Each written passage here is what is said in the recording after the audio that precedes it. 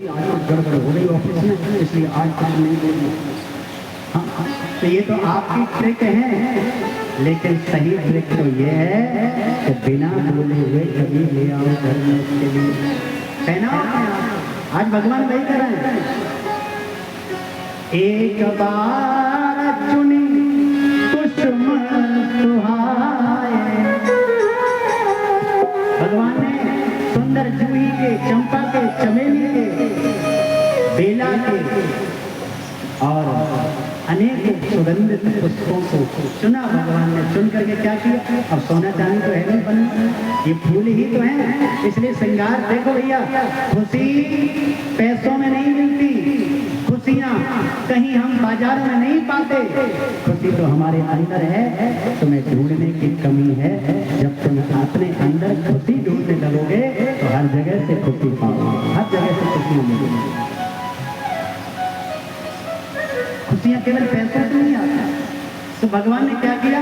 पुष्पों को चुन लिया और पहले भगवान ने सीता जी के जूड़े के लिए गजरा बनाया, और अपने हाथ से गजरा पहना लिया। जैसे जूड़े में गजरा पहनाया, बाल बड़े सुंदर लगने लगे। भगवान ने उनके गले के लिए सुंदर फूलों के हार बनाए, भगवान ने हाथों के सुंदर कंगन बनाए, भगवान ने भुजाओं के बाजूबंद बनाए, भगवान ने कमर के लिए फूलों की करधनी बनाई, भगवान ने पाँव के लिए फूलों की पायल बनाई। और अपने हाथों से पहना, ये नहीं करने पहनते। कभी कभी सोने चांदी की चीज लिया तो पटक देना पहनने और मुँह ऐसा। तो पत्नी सोचे, ये बताओ नखरे से दे रहे हो कि हाथ से दे रहे हो? और नखरे से दे रहे हो तो ये लो, मैं नहीं पहनता, तो वो भी फेंक देते और झगड़े होते ना। जब भी लाओ ना, अब मैं पहना अपने हाथ। भगवान यही करे, अपने हाथ से सारे श्रृंगार किया, और जब श्रृंगार अच्छा हो गया तो माँ जानकी के अंदर प्रेम उमड़ पड़ा और माँ जानकी भगवान के हृदय से लग गई। सभी संत कहते हैं, हे प्रभु, हम उसी चित्रकूट पर जवाब में माँ जानकी को अपने गले से लगाया और जीव जन्म जन्मांतर तक की प्रेम की प्यास बुझाई। हम उसी प्यास को बुझाने के लिए आपके सीता जी की तरह गले से लगना चाहते हैं। भगवान राम ने कहा, देखो ये इस समय संभव नहीं होता। तुम भरत की तरह कहते तो मैं अभी आपको उठाकर गले लगाता, तुम लखन की तरह कहते तो गले लगाता, तुम हनुमंत लाल की तरह अभी कहते तो मैं अभी उठाकर गले लगाता, लेकिन तुमने तो सीता जी की तरह गले लगना चाहा है। ये मर्यादा के विरुद्ध है, मैं ये मर्यादित हूँ। अभी मेरा अवतार मर्यादा को संरक्षण करने के लिए आया, मर्यादा तोड़ने के लिए नहीं आया। लेकिन आपके मन की कामना जरूर पूरी करूंगा। द्वापर में मैं कृष्ण बनूंगा और आप सब मेरी गोपी बन करके आना। तुम्हारे जन्म जन्मांतर की प्रेमा त्याग को मैं उस समय शांत करूंगा, महाराज करके। इसलिए महाराज वो तपस्वी संत हैं। ये गोपी कोई स्त्रियां नहीं है, गोपी किसी की पत्नी नहीं है, गोपियां किसी की माँ नहीं है, गोपियां किसी की बेटियां नहीं है। गोपी को साक्षात तपस्वी संत बनकर, गोपी तो साक्षात वेदों के मंत्र बन करके आए हैं। आज वे गोपियां बनकर ब्रज में रह रही हैं। और जैसे ही शरद पूर्णिमा की रात्रि को भगवान ने बंसी बजाई, आहा, 84 कोस के ब्रजमंडल में जितने भी गोपियां थी, सबके कानों में वो ध्वनि पड़ी। केवल गोपियों को सुनाई दी, ध्यान रखना, और किसी को नहीं सुनाई। जो गोपी अपने को बना चुके थे उनको ही बंसी सुनाई दी। और ऐसा लगा कि प्रभु हमारा नाम पुकार रहे हैं। जो गोपी जैसी हालत में थी वो वैसी ही हालत में दौड़ पड़ी भगवान से मिलने के लिए। मेरे गोविंद मुझे पुकार रहे हैं, हमारे प्रभु हमें पुकार रहे हैं। एक गोपी अपनी गाय दोहा रही थी और गाय का दोहन करते करते बंसी सुनाई पड़ी। तो ही महाराज गाय की दोहनी छोड़कर फेंक कर भाग गई। मेरे गोविंद मुझे पुकार रहे हैं, मेरा नाम प्रभु ने पुकारा है, मैं जरूर प्रभु के पास पहुंचूंगी। एक गोपी अपने बालक को दूध पिला रही थी और जैसे ही कानों में बंसी पड़ी, बालक को छोड़कर भगवान से मिलने के लिए दौड़ पड़ी। एक गोपी अपने पति को भोजन परोस कर बैठी थी और तब तक कानों में बंसी का निनाद पड़ा और थाली छोड़ करके भाग दी। पति बोले, देवी ने जल तो देती जाओ। वो सब कुछ भूल गई है और वहीं पर उनके खड़ाऊ पड़ी, हाथ में पकड़ाया, लो पी लो पानी। सभी गोपियां दौड़ पड़ी। एक गोपी दौड़ी, उसके पति ने ले जाकर कमरे में बंद कर दिया और ताला लगा दिया, हम तुम्हें जाने नहीं देंगे। गोपी ने कहा, तुम्हें इस शरीर से प्यार है ना, तो लो इस शरीर पर खूब शहद लगाओ, उसको चाटो। वो उसने एकदम से उसे पंच भौतिक शरीर को छोड़ दिया और सूक्ष्म शरीर से भगवान के पास पहुंच गई। गोपियां ऐसी योगी हैं, इतनी बड़ी योगी, वो शरीर को तुरंत छोड़ सकती है। वो अदम शरीर को छोड़ दिया और कमरे से सूक्ष्म शरीर से भगवान से मिलने दौड़ पड़ी। सब दौड़ रही हैं और देखो महाराज, जब दौड़ती ना तो एक गोपी को कोई दूसरी गोपी दिखाई दे जाए तो पेड़ के पीछे छिप जाती है, कहीं कोई और मुझे न देख ले। सबसे पहले मैं दौड़ूं और सबके अंदर है कि भगवान कृष्ण हमें पति के रूप में प्राप्त होंगे। सभी दौड़ रही थी। अकेली गई थी ब्रज में, अकेली गई थी ब्रज में, कोई नहीं था मेरे संग में। अकेली गई थी ब्रज में, कोई नहीं था मेरे संग में। मोर पंख बाया मिल गया,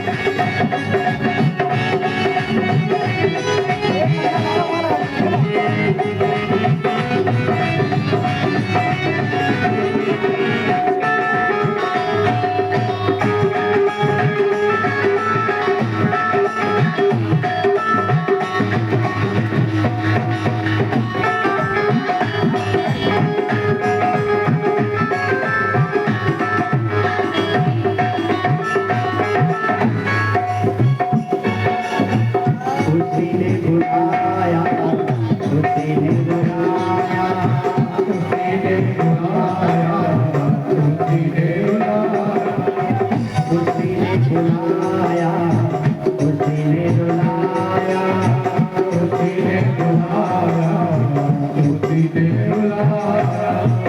ऐसा करो ना श्याम मेरे मन को आया, ऐसा करो ना श्याम मेरे मन को आया, ऐसा करो ना श्याम मेरे मन को आया, ऐसा करो ना श्याम मेरे मन को आया। तेरी बात चाल देखी, तेरी बात चाल देखी, तेरा मतलब देखा, तेरा मतलब देखा, तेरी बात चाल देखी, तेरा मतलब देखा, तेरी चाल वाला मेरा मोर पंख बाला।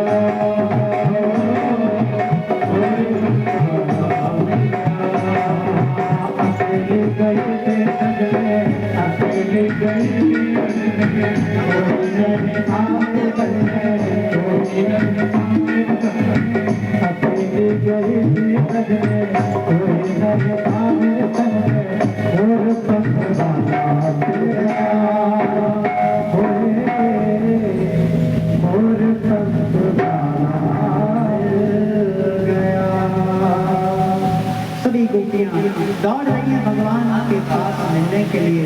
ऐसा लगता है कि सबको बंसी में हमारा नाम होगा। और महाराज जहाँ निधि वन में भगवान निर्जन वन में खड़े हैं, वहाँ रास प्रांगण में एक नहीं, हजार नहीं, लाख नहीं, करोड़ों नहीं, यूथेश्वरियों के संख्या में गोपियां पधारी। यूथेश्वरी, एक यूथेश्वरी में कई करोड़, इतनी संख्या में गोपियां आकर पधारी। और ध्यान से सुनना, पहली इस रास की दिव्यता ये है कि छोटा सा रास प्रांगण है और यूथेश करोड़ों करोड़ों गोपियां आकर के समागम, ये पहली दिव्यता है। जैसे गोपियां आई हैं, भगवान ने स्वागत किया। स्वागतम वो महाभागा प्रियम किम करवाणि ब्रज यस्यानामयं कच्चिद् ब्रूतागमनकार।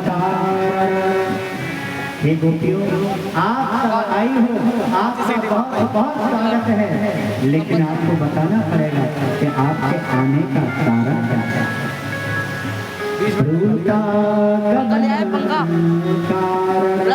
आपके आने का कारण क्या है गोपियों, बताओ। एक भी गोपी नहीं बोली महाराज, सब नीचे नजर डाल करके खड़ी, जरा ध्यान से सुनो। पहले चिट्ठी लिख करके और रिश्तेदारों के यहाँ भेज देना कि भैया हमारे घर आना, हमारे घर में ये फंक्शन है, आपको आना पड़ेगा। सभी रिश्तेदारों के यहाँ कार्ड भेजा गया बुलावे का, और सबका रिश्तेदार अपना प्रीत के सजा करके और आपके घर आ गए द्वार पर, और आपने दरवाजे पे खड़े होकर पूछ लिया, हाँ भैया तुम सब लोग क्यों आए हो। अब जरा बताना रिश्तेदार क्या जाए। रिश्तेदार कहेंगे पहले तो चिट्ठी भेजी, पत्रिका भेजी, और हम आ गए तो पूछते हो क्यों आए, अब आ गए तो आ गए, अब दोबारा नहीं आएंगे तुम्हारे द्वार पर। आज गोपियों भी वही यही हाल है। भगवान ने बंसी बजाई तो प्रत्येक गोपी का नाम बंसी में पुकारा, और नाम को सुनकर के गोपियां दौड़ पड़ी, और जब आ गई तो पूछते हैं कि आप क्यों आए, क्या जवाब दे दोगे। सब गोपियां चुपचाप नीचे नजर डाल करके खड़ी। भगवान ने कहा दे दियो, रजन में सा घोर रूपा घोर सत्वाभिषेका तत्यात ब्रजम नेह स्थेयं स्त्रियं स्त्रीभिः सुमध्यमा। हे देवी, संसार में सबसे बड़ा पतिव्रता धर्म होता है, और रात के समय पतिव्रत स्त्रियां अपने पति को छोड़कर रात्रि में नहीं जाती हैं, और आप अपने पतियों को छोड़ करके यहाँ निर्जन वन में चली आई, ये पतिव्रत धर्म नहीं है, लौट जाओ। एक भी गोपी नहीं हुई।